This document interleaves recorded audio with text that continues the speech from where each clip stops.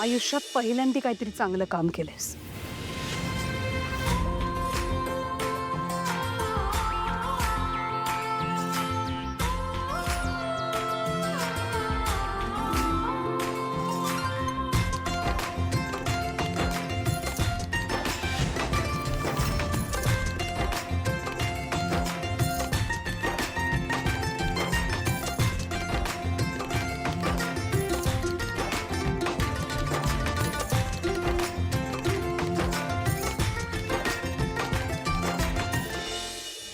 आज ज्या पोझिशनला तू उभी आहेस ना, तिथं उभं राहण्यासाठी, तिथवर पोहोचण्यासाठी आमच्या पिढ्यानपिढ्या खपल्या आहेत. मी स्वतः माझ्या संसारावर, करिअरवर पाणी सोडलंय तुझ्यासाठी. एवढी अपेक्षा ठेवू नको मी. हा, पुन्हा तेच. हे सगळं मी नव्हतं मागितलं मम्मा तुझ्याकडे. हे सगळं मी सांगितलं होतं का करायला तुला? नाही ना. सारखं तेच, सतत तेच. तारा, एवढं उद्दामपणे बोलायला तुला काहीच कसं वाटत नाही ग? हा, तुझी हिम्मत कशी होती एवढं तोंडवर करून बोलायची?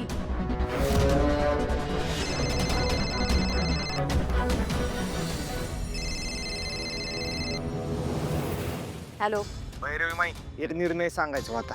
या भैरवी वजेचे आता इतके वाईट दिवस आले का की तुझ्यासारखा ऐरा गैरा पण मला निर्णय सांगून जाईल? सावली यापुढं तुमच्यासाठी काम करणार नाही.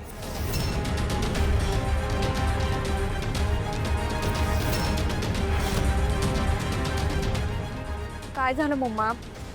कोणाचा फोन?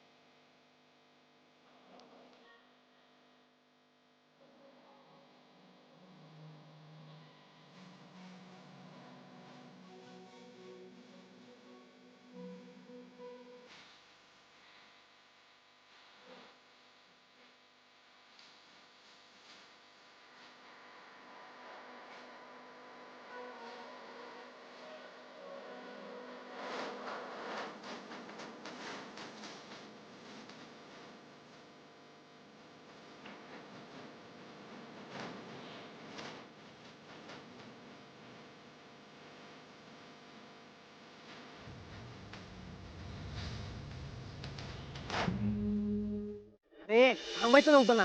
काय आज तू एकदम ऑन फायर आहेस. म्हणजे समजलं नाही. म्हणजे तुझ्या भाषेत सांगायचं झालं तर पेटलायस की. हे विषय आहे का बाबा? अरे पेटणारच. अरे हे गाणं ऐकल्यापासून ना आय एम ऑन फायर. नाही खरंच खूप छान मोटिवेशनल गाणं ऐकलं बऱ्याच दिवसांनी. म्हणजे काय, अरे गाणं आहे तसं. आता आपण ठरवलंय काय, डोळ्यात बोटं घालण्याचं. अरे यातलं एक बोट पकड.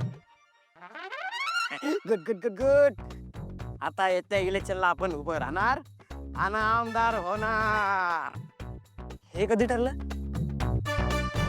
आता ठरलं. अरे या बोटावर लिहिलं होतं मी आमदार व्हायचं. आणि दुसरं बोट पकडलं असतं तर मी भिकारी व्हायचं. पण नाही, तू हे बोट पकडलंस ना. आता मी आमदार होणार. मागं बघायचं नाही आणि आता थांबायचं नाही.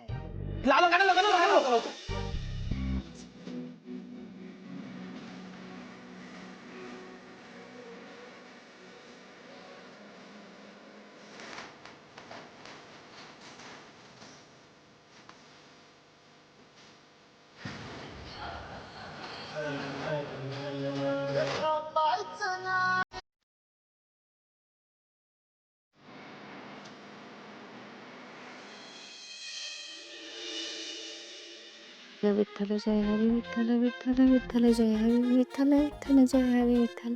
विठ्ठल आहे पाहिलंच ना, बरोबर 9 मिनिटं 55 सेकंद तुझा नामघोष केलाय आम्ही. आता एवढा महत्वाचा वेळ मी तुला दिलाय म्हणल्यानंतर मला पावशील ना? हा हा हा. आमच्या सगळ्या रावांचा पगार जरा वाढवशील ना? सांग ना, का अजून करू 15-20 मिनिटं? हा सांग तू सांग. अगं बाई एवढ्या लगेच रिझल्ट दिला तू? हा? वाढला का काय पगार? थांब बाबा बघून येते. शेवटी तुझीच कृपा आहे ना. आले आले आले. अगं बाई यांचंच फोन आहे की. डॅनी वाढला का हो तुमचा मनी? अरे जयंती काय बोलतेस तू? काय झालं? नाही नाही काही नाही. ते वाट बघत होते हो तुमच्या फोनची. म्हणून म्हणलं काहीतरी आपलं. कसं आहात तुम्ही? बरं ऐक, मला तुला एक गोष्ट सांगायची होती. ती म्हणजे माझा पगार वाढलाय आणि काम बी बदललंय माझं. वाढला म्हणजे वाढला पण एवढ्यात वाढला. किती वाढला? अगं 30,000 झालाय माझा पगार. किती? 30,000 रुपये दिनावर 3 पूज्य ना? नाही नाही 4 पूज्य. 4 पूज्य. थांबा मला ना मोठा श्वास घेऊ दे. तुम्ही आता असं म्हणला मला की तुमचा पगार वाढलाय तो बी 3,000. हा बरोबर ना? अरे नाही जयंती, माझा पगार 30,000 झालाय असं म्हणालो मी.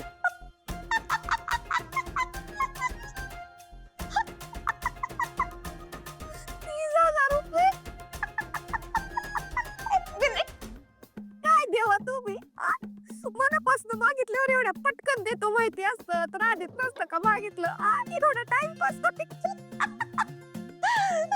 हॅलो हॅलो हॅलो ऐका ना मी काय म्हणते. माझी छोटीशी इच्छा आहे. आता एवढं पगार पाणी वाढलंय तर मिळेल त्या गाडीने जरा घरी येता का? 2 दिवस तुमची चांगली सेवा करते मी.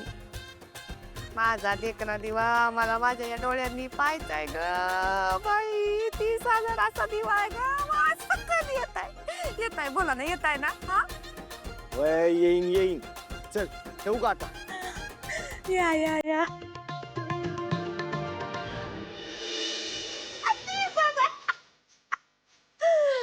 30,000 30,000.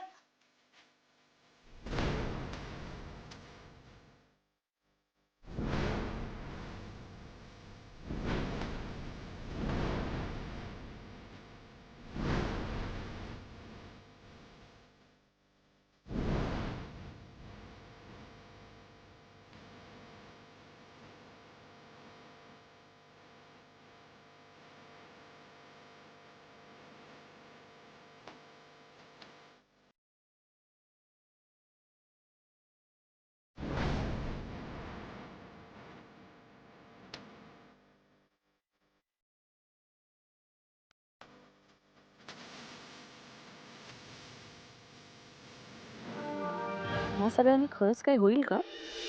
ऑफकोर्स एकदा का संशय आला ना मनात तर संशय हिऱ्यालाही कापू शकतो, सोन्याचा नाश करू शकतो, माणसाला राक्षस बनवू शकतो, बर्बाद करू शकतो.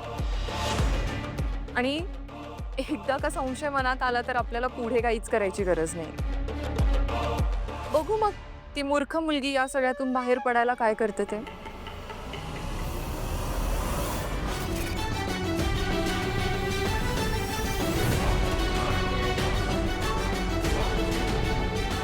इथे काय करतोस? काय काम आहे?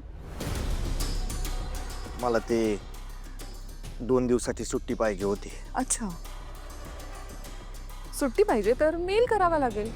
आता तू ऑफिसर आहेस ना, प्रॉडक्ट मॅनेजर, मग मेल करावा लागेल. ठीक आहे, डोंट वरी. यावेळेस मी करेन मेल तुझ्या वतीने, पण नेक्स्ट टाइम तुला सगळी प्रोसेस मेलवर करावी लागेल. जमेल ना? येतो.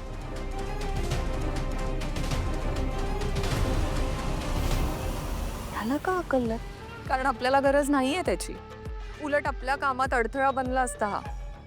इनफॅक्ट मीच त्याला 2 दिवस खोलीत कोंडून ठेवणार होते, पण आता त्याच्या मनात आलंय घरी जायचं तर जाऊ दिलं. वाचला बिचारा.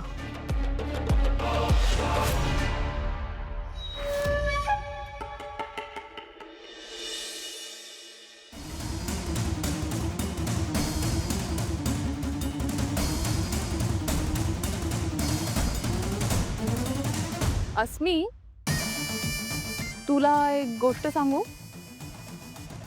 तुला माहिती आहे का, सारंगच्या रूम मध्ये आता जे दूध नेलंय ना, त्यात गुंगीचं औषध टाकलंय. एकदा का सारंग ते दूध प्यायला की आपलं काम झालं.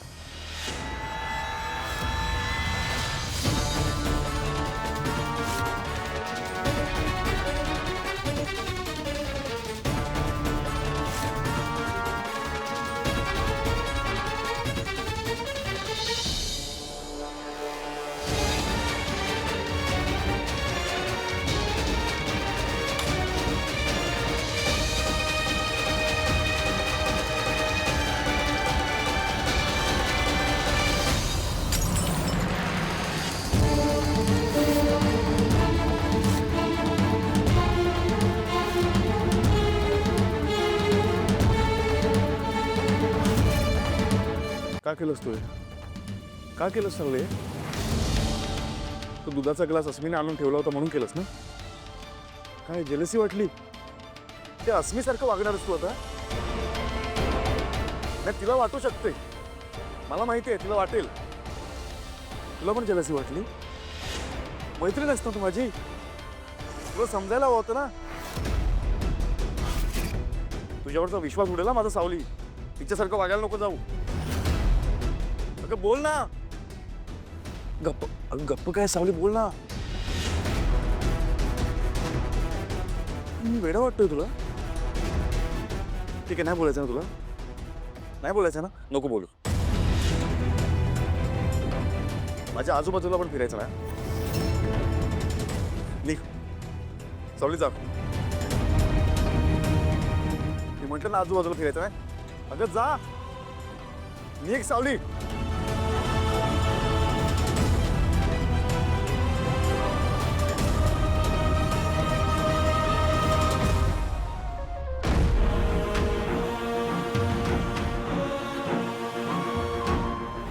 तुला माहितीये का, सारंगच्या रूम मध्ये आता जे दूध नेलंय ना, त्यात गुंगीचं औषध टाकलंय.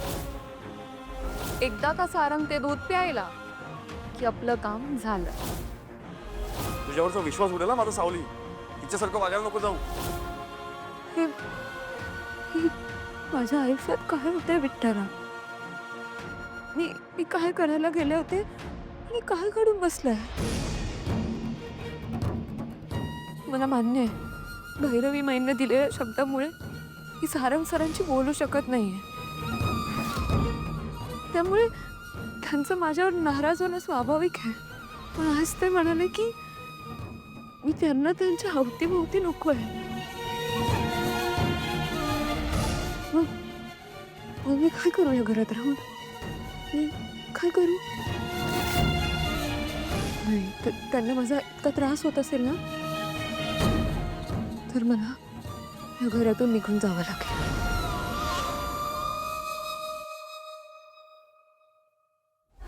माझ्या आजूबाजूला पण फिरायचं नाही.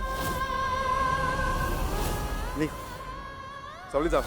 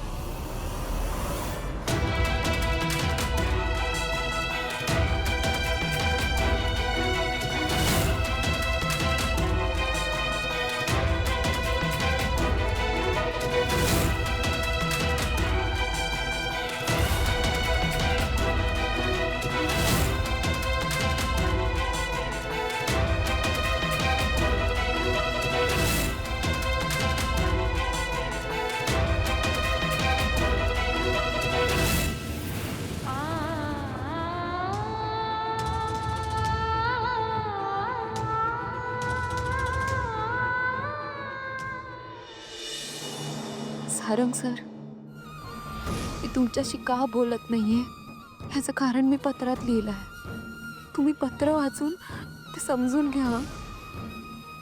माझ्या शांत राहण्याचा, तुमच्याशी न बोलण्याचा तुम्हाला त्रास होतोय मला माहिती आहे, पण आता नाही देणार मी त्रास. मी निघून जाईन इथून.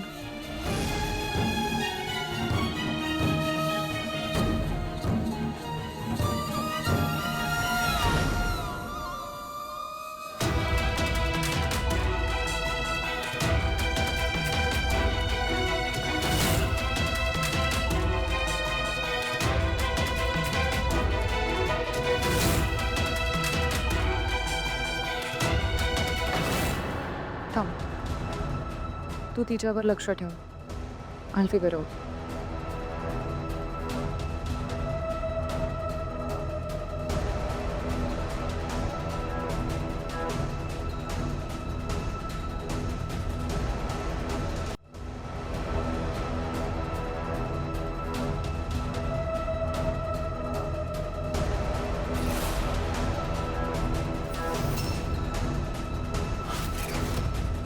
सारंग सर, मी भैरवी माईंना खूप मानते. जेव्हा आम्हाला गरज होती तेव्हा त्याच होत्या. काही कारणांनी त्यांनी मला तुमच्याशी बोलायचं नाही अशा शब्दात अडकवलंय, म्हणून मी तुमच्याशी बोलू शकत नाहीये, तुम्हाला काहीच सांगू शकत नाही. मला माहिती आहे तुम्ही नाराज झालात, त्यात तुमची काहीच चूक नाही आहे, पण मी तुम्हाला तुमच्या आसपास नकोय म्हणून मी जाते. मी हे घर सोडून जाते सारंग सर, काळजी घ्या तुम्ही.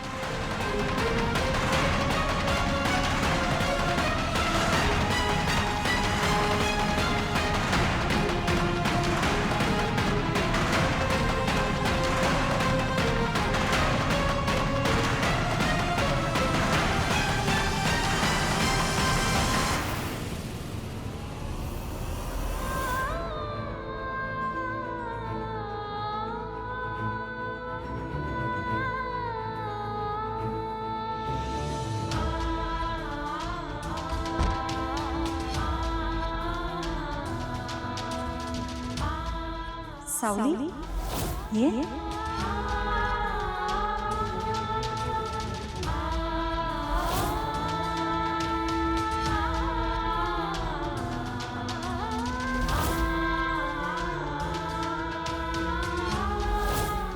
कुठल्या परिस्थितीमध्ये मंगळसूत्र मी तुझ्या गळ्यात बांधलं होतं हे विसरलेलो नाहीये मी. सत्य आणि असत्य निवर्तना मला झालेला त्रास मी विसरलेलो नाहीये. येणारा काळ कसोटीचा आहे सावली. कित्येकदा समोर घडणारी घटना आपल्याला बघत बसावी लागणार. काहीच नाही करू शकणार आपण. तुझा विठ्ठल साक्षात सत्य, तोच तुला मला आपल्याला सत्य ओळखायला आणि पचवायला ताकद देईल.